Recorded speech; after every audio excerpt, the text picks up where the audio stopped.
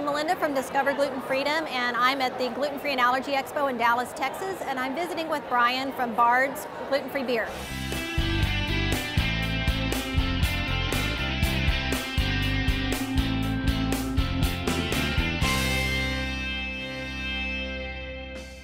Brian, thanks for visiting with me today.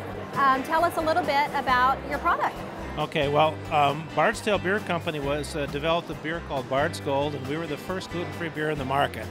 Now, our founders were two individuals with celiac disease that got diagnosed later in life and didn't want to sort of give up, didn't want to live with the thought of not having a beer again. So they came up with a gluten-free beer that really tastes like beer. The goal was not just to do a gluten-free product without gluten-free, but it's something that was the equivalent of beer. And the formula that they hit upon was using sorghum to replace barley.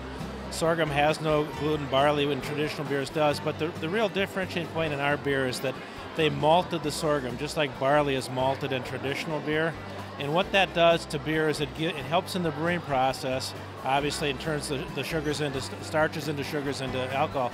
But what it really also does is give beer flavor, aroma, and color. So that's why we think Bard's is sort of the most traditional, best tasting gluten-free beer out in the market right now.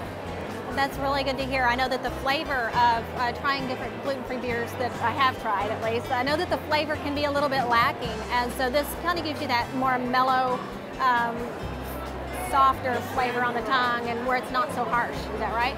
Yeah, malting does smooth out the flavor of beer. I think maybe some of the bitterness that you're talking about, or the harshness, is the level of hops in a beer.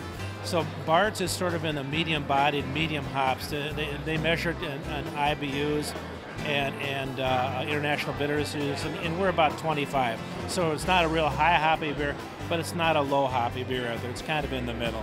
So what can you tell me about your distribution? Are you everywhere? Are you growing? Well, we are growing dramatically. We're not everywhere yet. We're in 44 states, almost all of Canada. We've had a couple of export opportunities into Latin and South America we've done, and we're working on some more.